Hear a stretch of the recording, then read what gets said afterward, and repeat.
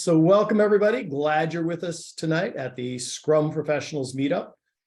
It is my absolute pleasure to introduce Diane Hu. She is a native of Taiwan, where she likes to say she started her leadership journey at the age of 6 years old, reigning over her neighborhood streets. I love that. Since 2014, she's been working in technology groups that are dominated by a patriarchal culture, and she was often the only minority. Her work titles have included Geospatial Development Lead, Senior GIS Developer, and Agile Coach. She helps teams adopt Agile mindsets as well as improving Agile and DevOps practices.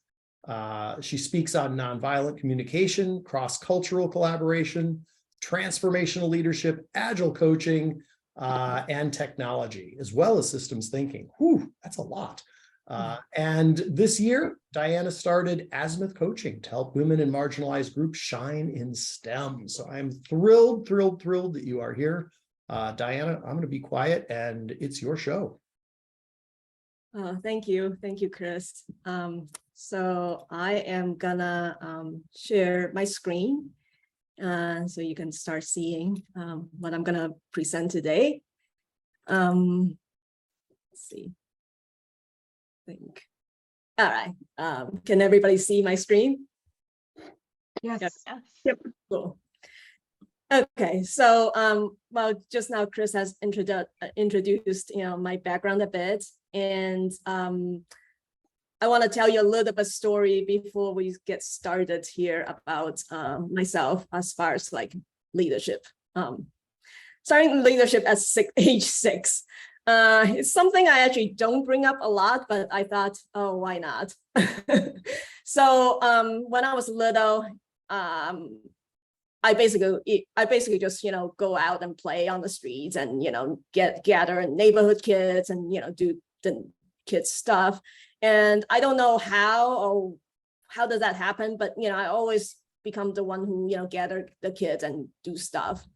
And at age 6, I entered elementary school. I was in first grade. And again, I don't know how this happened, but back in the day, kids like to get in fights, at least in Taiwan. That was a pretty normal thing. It's not an unusual thing. And so I become the leader of the girls group that would go fight the boys group every time we have our recess. And I don't even know why we do it. I mean, now I have no clue, but I just remember like every recess, we just do that. We would just go fight the boys. And I thought it was, it was obviously harmless, fighting. But at the same time, now I think about it a little bit, back in, when I was 6, it was a time where, we were not judged by anybody, whether, you're a boy or you're a girl, whatever, we just decided we're going to just, play, we're going to fight, we're going to just do our thing. And we were not told to be different from each other. So that's how I got started with this idea. And I think sometimes I, was thinking back at that, be like, sometimes this empowerment thing really needs to start from a young age to get going. So that's my story about my early leadership experience here. So but let's move on to what we're here tonight. And so tonight's topic is how to be authentic in a male-dominated space. And I'm going to do a little intro and define authenticity. And why is it difficult to be authentic in a male-dominated workplace, and talk about why is being authentic important and how to do it. And then there will be a breakout room somewhere in the middle, and that you can discuss some more of this topic. So this is Azimuth. As you can see on the right-hand side, that is my company's logo. I founded this company this year, and because I want to help women and marginalized groups in STEM stay out professions and continue doing what we love. reason, I think I can give many reasons, but I gave 3 reasons on the screen. First, salary is lucrative. When you're in these professions, you work hard to be here, and when you have financial independence, you have a lot of freedom, you have a lot of choices. So it's very important that if we are in a profession that is offering a significant amount of salary, that we have a way to continue doing what we love and get compensated properly for it. And second reason is we need the diversity to serve the diverse world we're in. All the apps, all the products we create, as you may have heard, say like the cars, back in the day, they use male as the test model for airbag safety, but women, well, we ride in the cars too, so we really need a lot of these kind of perspective blended in, and creating all these different things we use in this world. And third reason, while representation matters, I definitely think there's a lot of leadership help out there for people, but at the same time I feel like for me important thing is I want to keep people in this industry, and then you can move up the ranks, you can move up into management, into leadership, and the more representation in this industry the better. So so in the chat, if you would like, you can state your name and your position and the reason you joined us today, so we can get to know each other a little bit. And then I'm going to continue moving on to the next part of the slide. Okay, so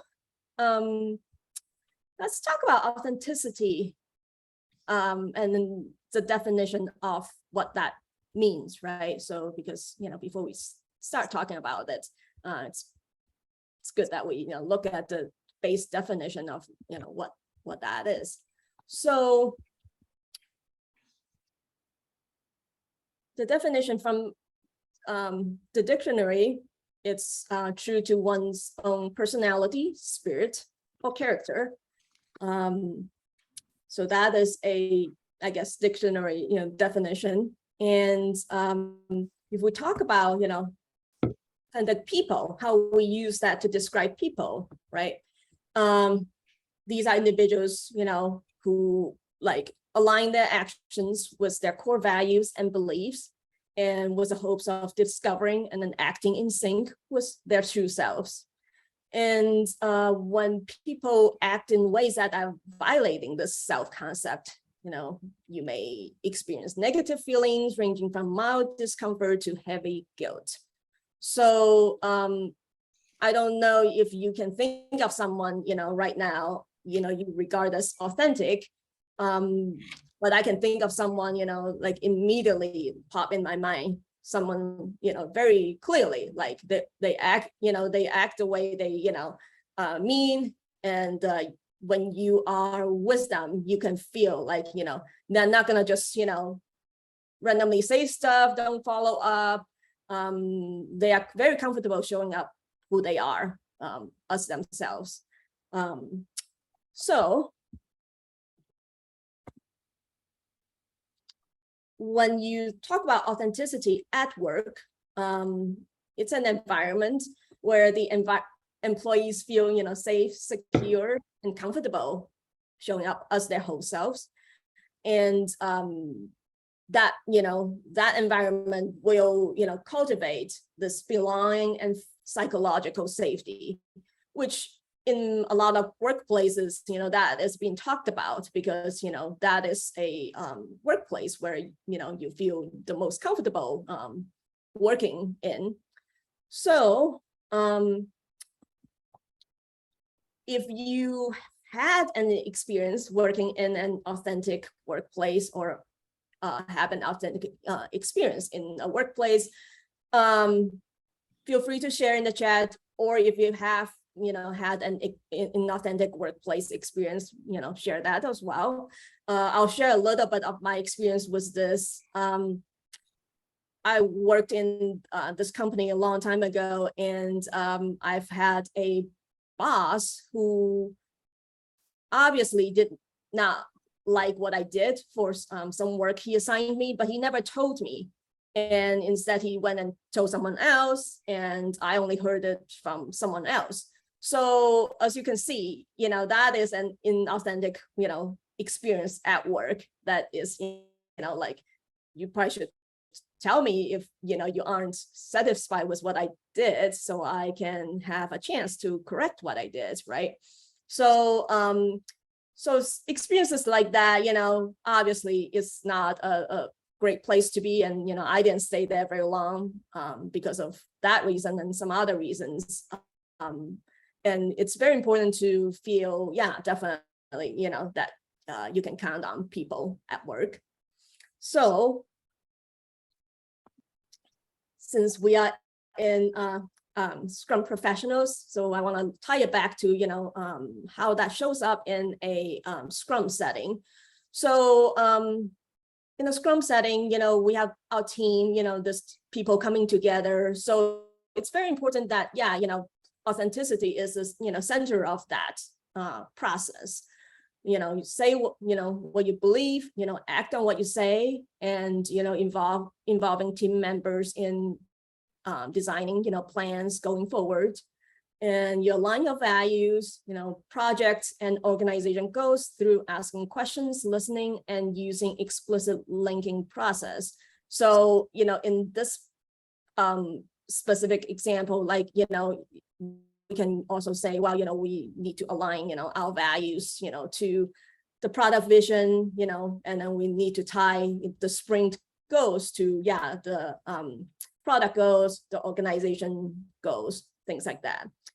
And important thing would be, to foster an environment where the teams can, succeed by learning together and operating in a trusting, open organization. I've had experiences in the past that, some people, they, for some reason, feel like they don't want to share, what their knowledge is, and maybe they feel insecure in, their job. So, that's not a good way of collaborating on a Scrum team. And so all these things, I think, are, tying back again to, being an authentic workplace, to have these elements to make it a very successful place to be. So let's move on to the next section. So here I have this question for you, which is, why is it difficult to be authentic in a male-dominated workplace? And so this is where we're going to go into breakout rooms. And I want you to, think about it. Like, what has stopped you from doing certain things when you're in a male-dominated workplace? Big or small, just trying to, think about it. And then once you get into the breakout room and we have some Jamboard set up, so then you can, I think you can still see my screen. I'll show you. So you'll see this, you'll get a link, you'll be able to access this board, and then you can, start going to the sticky note, and then you can start saying, this is a reason why. And then you can hit save. And then, and then we'll come back together, we'll look at them and then see, how many reasons overlap with each other.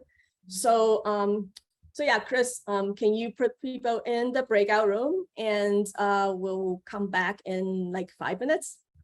Absolutely. And let me drop the links to the Jamboards in the chat. We're going to have 4 groups, and I'm going to go ahead and pause the recording right now. Okay, well, I'm looking at the boards and look like there's lots of discussions that's happening, which is great. So let me share so we can look at each board together. Let's see.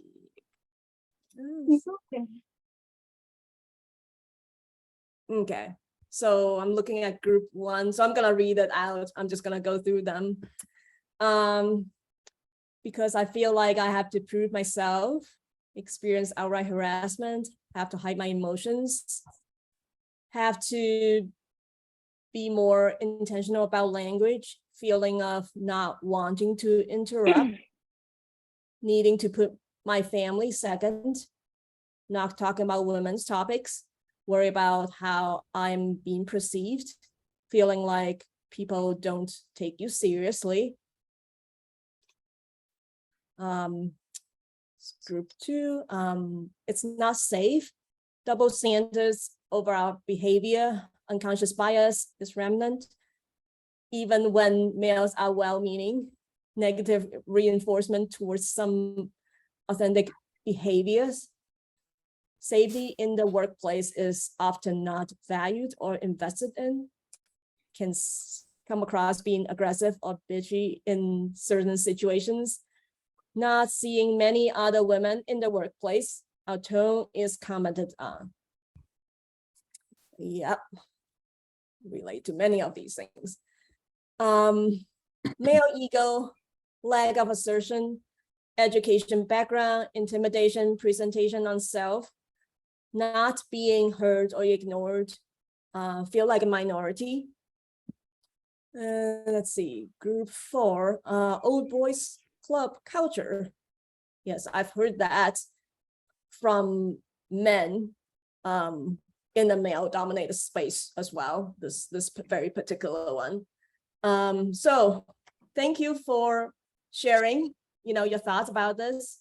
And I want you to know that, it's really, important that we, acknowledge these things, do exist in our environment. And, I'd like to say like, this is, a place, where you can, bring some compassion to yourself with, some of these things, you have experienced, many of them I can relate as well. Because, unfortunately, right now, the environment a lot of times is, set up not very friendly to, women, marginalized groups, people, immigrants, or, if you are just different from the mainstream male group. So it's very important to understand and recognize that, that is definitely there. And, it's a topic, that, tonight's topic will not get into, but, I hope you'll see that, despite, being in a space like that, you can have some power over, what's happening there. You can do something about it.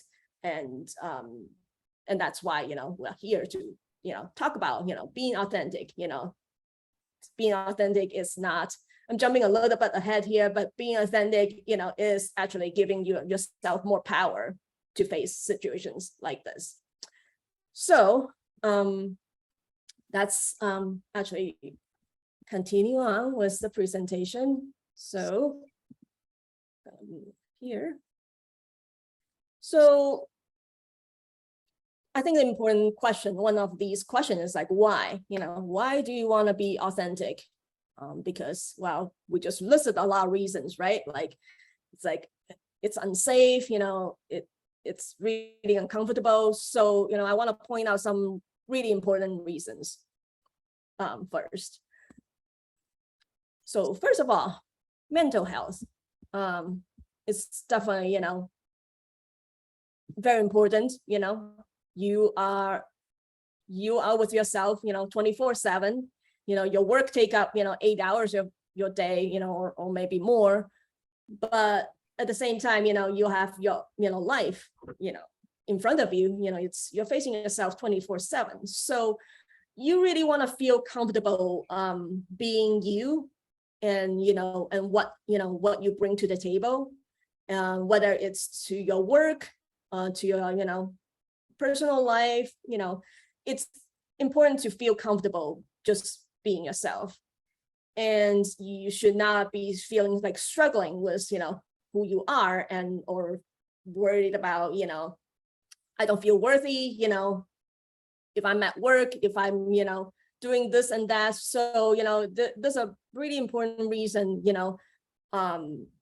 being in touch with that authentic self is good for your mental health. And when you are a bit in doubt about how to do it, you can tell yourself I'm bringing my whole self to work, and just like this other person or that other person, everybody is doing the same thing. We're not better or worse than the other person. We're all trying to be here to work. So you don't have to feel like there's something negative feeling inside you that is prevent you from just behaving like yourself. So the next point, deeper connection, and I think that's a very important point here. That is sometimes people think being authentic, they think about you're talking about being authentic to other people, with other people. But I think it's more important to have that clarity, with yourself first. And, you're no longer like pushing things out of your head, or have that inner critic, run your world inside. Because if you have been there, it's really painful to be, battling that, right? So, if you're staying true yourself, you'll hear yourself, talking to yourself a little bit stronger. You'll not feel as chaotic anymore. You'll be like, I can accept, who I am right now, and bring more peace and connect to that. And once you can do that, you can be able to show that to people, and we'll talk about that a little bit in a little bit. But you kind of need to do that first.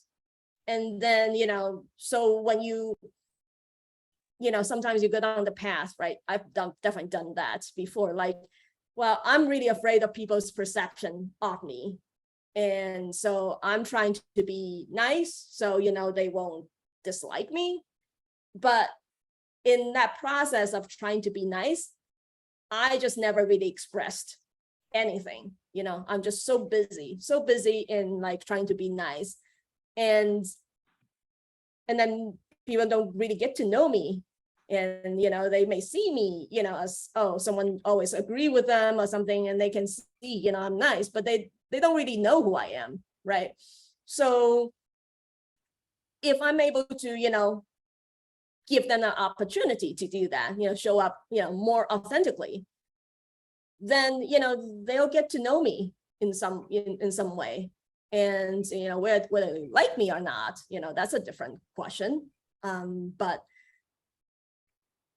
they have an opportunity to do that. And this of course involve a little bit vulnerability, and you want to tread the water carefully if this is not something you're comfortable in. But but there's more I can talk about in the following points. So I think it's really important that if you're craving a deeper connection with people, or with your work, this is an area that is worth looking at. And third point, more control. So when you're more in touch with your authentic self, you know more what you want, and you have more say in how you want things to be, and you express more. If, for example, if you didn't get that promotion that you should have been yours, but instead it went to someone who's not as qualified as you hear your voice, and you'll be like, yeah, no, that was not okay, and I am gonna stand up, and I'm gonna say something about it. and people are not just going to assume that, whatever they do is okay because, well, you never say something, right? So it's not like, you say something, people will hear you, for the first time. You may have to do this repeatedly, but, overall, you're going to feel happier because you're able to, again, have your voice be heard, and then you'll feel less like, you're being pushed around by someone. That's a feeling that you may get when you feel like you don't have control, you feel powerless. But standing up for yourself will give you more of a feeling that, yeah, you have a lot more control, a lot more power than, other people may think you have. And the final one is having boundaries and self-respect. And, say no when you need to, right? So again, this goes back to that voice you have inside you, and, exercise your voice. And if someone did something, disrespectful to you, you'll be able to be like, instead of, I'm feeling uncomfortable, but I don't really want to say something, you'll be able to be like, okay, I'm gonna, come up with an idea, like, how am I gonna express this? You can go different ways, but, you will put yourself out there a little bit more, for people to be seen. And a lot of times, going back to my example earlier, right? Like, I was playing nice, trying to please people, compromising, doing all these things, sacrificing, whatever my preferences are, just to be, making sure, like, people like me. And as I'm doing that, like, I'm making myself very invisible, right? I'm not, expressing my true self. So these are the habits, that I can work on myself, despite of, what other people do to me, right? Like, I need to make myself visible first before other people can, see me. And I just want to, add one thing, that is, some people are not going to be nice to you, or they don't like that or whatever, but that is really not your problem. You will, stand up for yourself, and, you can look at, if you want to do a little exercise, you can, do, some reflection about, some recent events. Maybe you should have been more upfront about something, that you weren't okay with. You heard your little voice, but you didn't, do anything with it. You just let that, little voice linger. And, I want you to know, like, it's a valid voice, definitely. But at the same time, if you find an outlet for it, you'll find that, have that voice will give you a lot more power through, finding its outlet. So if you can think of something like that, I would encourage you to, just kind of going back in memory and be just like, well, next time, if that happens, what could I have done? Right. So, sometimes, reaction, you may not react to something right away, but sometimes you can be like, well, next time I'm going to try something, even if it's very small, you could, try it and just, make sure, like, you have that power. And it's about you, it doesn't matter what other people are thinking. It's, it's for you. Things you say to other people, that's for you. And, it would be great if other people, heard you, seen you, that would be even better.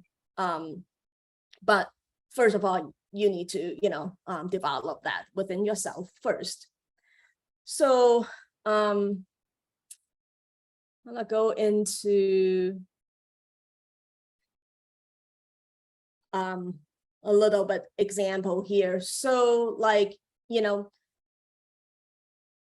when you're in touch with authentic self, if people say something to you, right, unkind, or not true, completely not true, right? And you know that's not true, and you can, very clearly say it to yourself that, if that's not true or not real about me, like, how can I be bothered by something that's not true, right? So immediately, you can come into that peace, peaceful space. For example, I've never had this experience, but let's just say, people call me, some really awful name, right? Like, maybe, some racist, terms or whatever, and, I could be really angry at this person, right? Like, how can you do that? I could do that. Or I could come into my authentic self and be like, well, that is just that person's opinion, and that reflects nothing on me. That's not me. And immediately you'll be at a place of like, well, you can say whatever you want, but it's not going to bother me. And you can still, say something to them, but more important thing here I want to, point out is, the order of things, which is you have your piece first, and then, you're not reacting to what other people are doing to you, but you're responding from this place. And that's very empowering, whenever you do things like that, you're responding from that place that is, well, what you just said, that is very disrespectful, I do not wish to hear that again. So, you'll feel like, these other things, said to you, they don't really worth anything. They never, they never did anyway. So, so that's one, really important reason why, you should, stand up for yourself and, have that boundary and, deal with the world that way. So, gonna go into the how. We're getting short on time. How to be authentic. So, some quick tips. You don't have to do these things, because sometimes we think, oh, well, now I'm gonna go be authentic. I'm gonna do all these different things. I mean, no, you don't have to. I mean, if you want to, sure, but you don't have to share like your whole life story. Depending on your workplace, you may want to share some, with some appropriate people, or maybe not. And second point, connect with everyone on a deep personal level. That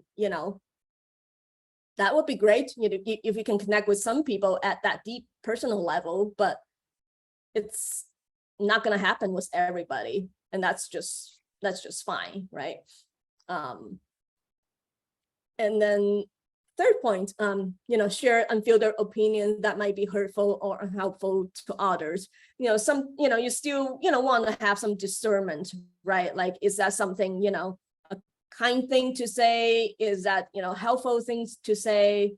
You kind of want to, gauge a little bit, and maybe start from something small. If you want to share your opinion with someone, maybe starting from something like, oh, well, that, whatever, that conversation was just, waste of time or something like that. If you want to express small things like that with a coworker that, may share that sentiment with you, because, people may actually feel the same.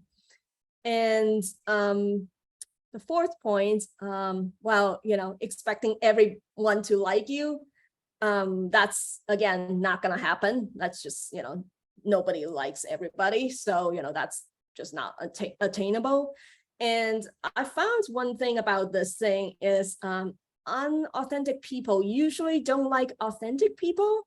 So if you're authentic and trying to be authentic with some people who can't do it, whatever reason they can't do it, they don't know what to do with you. And, and they may show up as, someone just like, oh, I don't like you, I don't, they just move away from you. And, And again, if people do that, obviously you don't have to force it, right? And then the fifth point is sacrifice your boundaries. So this is very important. This definitely, does not mean, being authentic does not mean no boundaries. It actually means boundaries actually stronger because you are vocal about where it is and you remind people repeatedly where it is. And it's, you're definitely not going to be, sacrificing, you're not going silence, you are definitely guarding it, guarding your authenticity. And one thing I usually do was a check-in with myself, I do that quite a bit, is, if something happens or if I did something and then I'll check in, I was like, did I feel relaxed after that? If I feel yes, I feel relaxed after I said something, then I feel like, oh, I think I'm, in touch with my authentic self, versus sometimes you did something and you're like, I don't know, that doesn't feel quite right. I mean, usually that means, you reacted to something that is, doesn't completely sit well with you. So, that's one quick check I like to use to check with myself. And so if you would like, you can share in the chat, what you have done to be authentic and how does that feel, So I just shared, that feeling, right? And I'll share a little story here that one time I was in my old workplace, I was just really tired of this project, meeting after meeting, bunch of bureaucracy of going nowhere. And I really hate, wasting time. So I walked by one of my coworkers' desk and I just couldn't help it. And I just whispered to him, I was like, how did you put up with these people for 25 years? And then we exchanged a look. And then from that point on, we were constantly having a lot of conversation about, work and, how do you deal with work? And, we developed a really great friendship. So, so I think that was a really good, example that is, it was, I didn't know how things were going to turn out, but I was just like, can you give me some wisdom here? Because, I'm in pain dealing with these meetings. So, I'm happened to, encounter my coworker who was very open, and be like, yeah, able to give me some opinions and, experiences, which is what I really needed at the time. So, let's see. Okay, so I shared, you don't have to do those things, but, what can you do? You could try some of these things, share your feelings, what I just said, that example, just small things. If you don't feel, comfortable, you can just small, little comments. And again, if you share something, people don't respond to you because they're kind of closed off and they don't want to really share what they're thinking. Don't worry about it. It's still really beneficial for you because you did say something, you shared your feelings, you're standing up for who you are, you heard it yourself, and that is a very important piece. And then the second point, say what you mean, be direct, be very clear about your communication. Sometimes, I've encountered people, who just beat around the bush, say a bunch of things, but, they don't really get to the point, or the point is buried in what they said or in a huge email. So, try to, weed through some of these messages you're trying to come across, maybe in your head, or if you're writing email, just spend some time to be like, what is the point? I'm trying to get across here, and just trying to go straight there, so that it's not lost in the shuffle. And that way people, receive better. I like to write a really short email when I respond to people because, again, I find long emails really hard to communicate. So I try to be like, okay, how can I do the shortest email as I can? The third point, say no. If boss give you a lot of work, you may want to say yes because you want to show you're capable, right? I mean, we all want to do that, but at the same time, if you say yes and you knew you actually couldn't do it, I mean, you are setting yourself up for a lot of stress. So it's important to recognize that, like, no, that's not gonna work, and then tell your boss, like, no, this project you gave me, it's gonna take X amount of hours and it's not gonna happen by 5 p.m. Tomorrow. And you can have people who are unreasonable, and you will have to repeatedly again set your boundary, and hopefully they'll respect that. And if they don't, you'll find a place who can respect that. You do not have to put up with unreasonable people.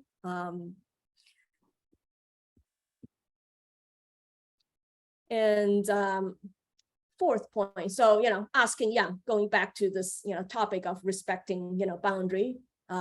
Again, when you're more visible, when people can see it, it's better for your mental health. Ask people to stop taking credits for your work. Ask people to stop putting their hands on your shoulder if that makes you feel uncomfortable.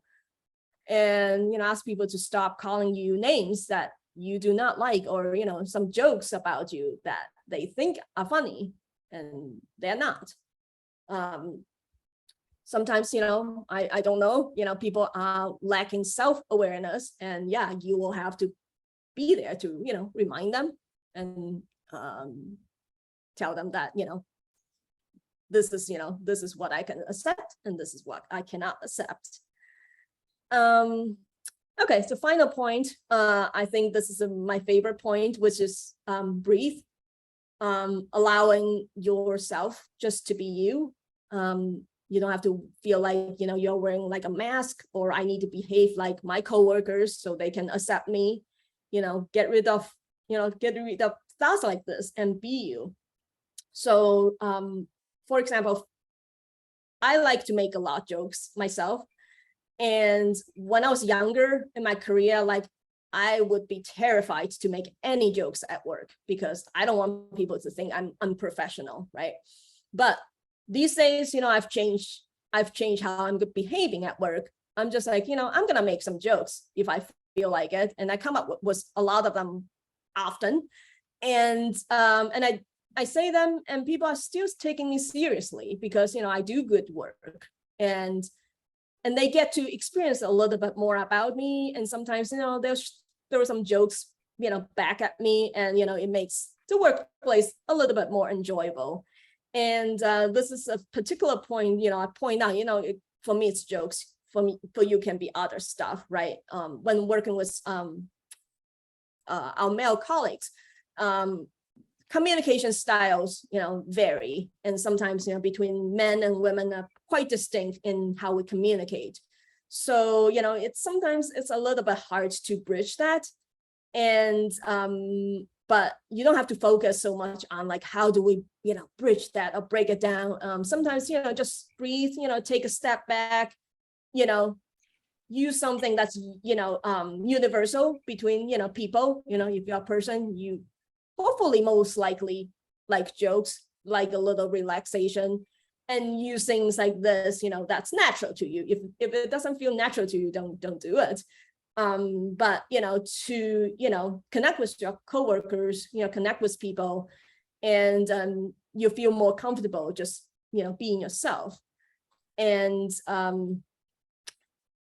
and this is just some experiences I've had, and I hope that they're helpful to you. And I think we are coming up to the time. Yes, we are. So, all right. Well, thank you for being here. if you have any questions that you would like to ask, feel free to ask me. I don't know, Chris, do we have time, or do you? Absolutely. It's Okay. your show. Okay, so is there anybody, is anybody else have any questions about what I have presented today? I'll just look at chat as well. I do. I have a question. Yes. First of all, thank you very much for sharing this topic. It's a great topic all around. So it's not an easy topic. It really isn't. Mhm.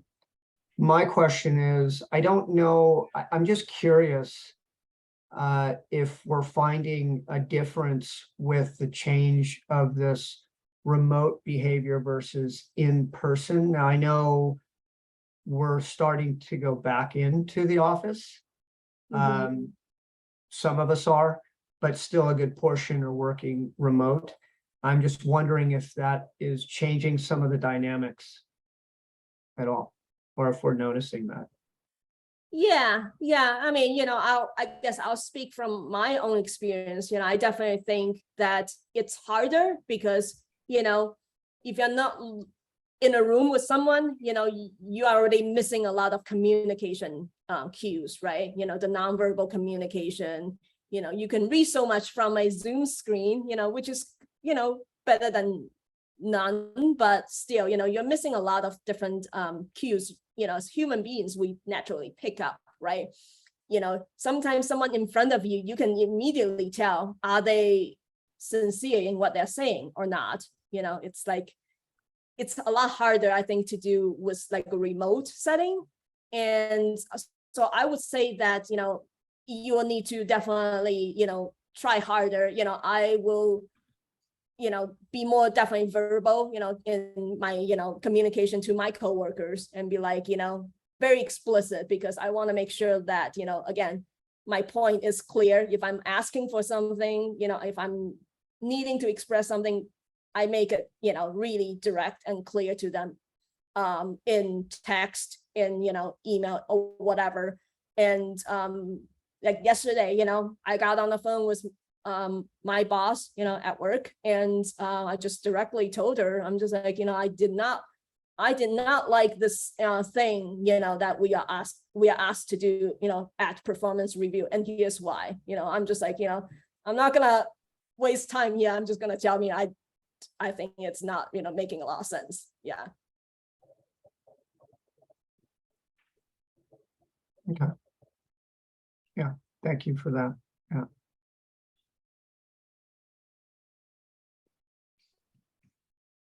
Does anybody else have questions?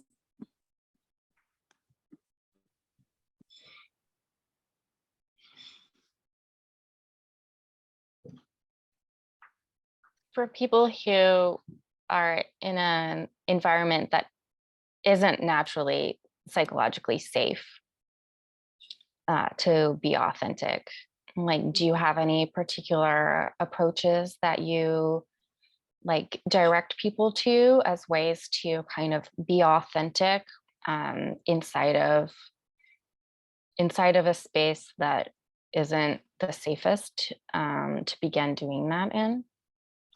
Yeah, definitely. So I think there's a decision you need to make for yourself, independent of, the space, which is, if the space is, you don't feel safe in this space, right? You need to kind of gauge, like, do I want to be here? Obviously there's a lot of considerations why you stay, at a place, not just, not just for, one reason, usually several reasons, right? So I think you need to come to that conclusion, like, okay, this is not an ideal situation. I'm looking for something else. I will move out of this unsafe place because I desire a safe place, and I definitely feel like I deserve that. And have that conversation internally, like very clear with yourself. Be like, okay, I will put it, I'll put up with this, for a year or something, and then I'm gonna get out of here. So I think it's very important to help yourself have that, authenticity. It's not about those people at work, whatever, but it's having that internal, clarity, like, am I clear about this? Can I say, I am on board. I am my, best ally in getting to, a different place, right? But maybe that's not feasible, or for now, maybe you'll be like, well, I really need this job for now. I mean, there's a whole lot of questions going into that. But, if that's the case, again, you make it really clear with yourself. What are you choosing? Right now, yeah, you're not feeling completely safe, but you're trading, that for something, right? Maybe let's just say, maybe you're trading for, this specific promotion you're trying to get. So, you need to stay there because you want that. And having that, understanding of, what you're trading, and ask yourself, am I on board? Can I, am I okay with that trade? Can I sleep at night? Do I, on weekends, am I gonna be like, oh no, I can't be here? So, if you can reach an agreement within yourself and be like, yes, I'm willing to put up with that, so I can stay here, so I can get that thing. Well, then you're on board with your plan, right? So either way, it's a decision you'll have to make. And I want to make a point about this is, we cannot change other people. We cannot change our coworkers, cannot change our managers. They may change for some other reason, but to think like I can go change someone, or a group of people, it's really tough. And usually, it doesn't happen like that. So I think it's important for you to, figure out, like, independent of these people, can I be authentic with myself, with what I want, and give myself what I want, and in the best way I can, and reduce, obviously, my struggle with other things. But sometimes, struggle cannot be eliminated. They can be minimized if you are really clear about what you want, and if you're trading, one thing for the other. So I hope that's helpful. Yeah. Yeah, thank you. Like, I mean, like along those lines, like what kind of coaching would you give to someone who is like interviewing and like wanting to know before they maybe get locked into something that might not be a good situation? Like what can people ask or do in like an interviewing situation to tease out whether it's a work environment that will allow them this authenticity? Yeah, I think that's a really important question, right? You want to make sure like you don't get into a situation like that and then you have to get out. I mean, that's a lot of work. So I would say that, definitely, during the interview, and I think I've learned that through the years. I used to be super quiet during my interview. People ask me questions, I answer them, right? Because I want a job. These days, I take a very active approach. It's a two-way communication. You want to think about that process, right? Like, sometimes you feel like, oh, during a job hunt, maybe you feel like maybe you're like a fish, right, in a big pond, and some fisherman is trying to get some fish. You're hoping to someone will catch you, right? Like be like, ah, great. But you want to reverse that thinking. You want to go the empowering route, which is thinking, well, I'm the fisherman. There's a lot of fish in the pond, the jobs, right? And I'm gonna choose the one I really want, not just the first fish that comes my way. I want to really get a nice big fat fish. So you want to really reverse that thinking and be like asking that question, right? Not just one question, lots of questions. Be like asking them about different culture. Ask them how they can what do they do to connect. I mean, sometimes I found people say some nice things and they turn out to be not so true. But the more questions you ask and the harder the questions you ask, and that's the important thing, ask hard questions and see what people come up with. If they can really come up with a, you know, not just like a polished, and it sounds all dreamy and nice because that sounds too fake. If they can really give you some answers that, you know, is showing that, you know, they have humility, like, you know, maybe ask them, well, what was the, you know, biggest, you know, failure, you know, happened in the past 3 years, whatever, and they really tell you something, you know, you can tell people, you know, that is able to, you know, tell you some truth, right? And that's one way of figuring it out. So so I would say that, you know, be very critical of, yeah, your questions and different people you talk to. And when it comes to the end, you know, if you ask all the questions and for some reason you still just don't feel like, you know, they are really a place for you, you need to ask yourself this question, like, you know, I don't feel completely okay. Am I willing to let this go and find another place that I feel completely, you know, okay with?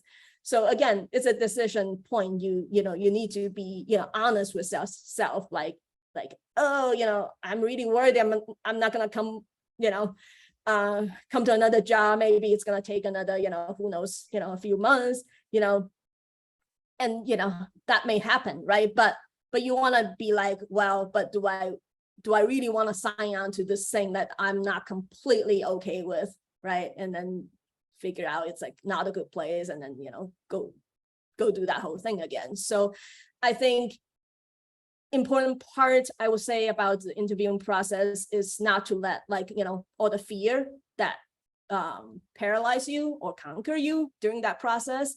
You know, you always, you know, when you have fear, when you sense fear like that, you know, you want to go to the compassion place, which is, you know, knowing yourself and be like, well, I'm really skilled. There's plenty of jobs out there. I don't have to settle for this. So I think that will, you know, help you in a more, you know, find a better place, you know, find a place that you truly feel you can, yeah, belong and feel safe in.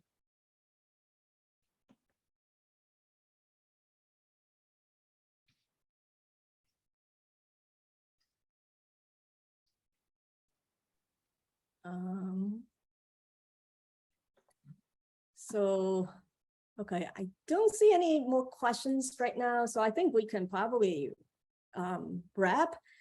And so, you know, as you can see on the screen, I have my website up, asmus-coaching.com. So, you know, if you want to see what I'm doing, find more events. I'm hosting another event this Saturday. You know, definitely go on there. Follow me on different social media that you have. And most important thing, if you like, you know, this talk and you want to talk more or whatever, you know, please leave me like a testimonial. There's the QR code up there if you want to use that, or you can use the link. That will help me bring this talk to more places. So it's really important. And if you, want to talk about the subject more, you know, definitely feel free to email me. I'll put it in the chat. And then I really appreciate that you're here, and I hope to talk to you soon.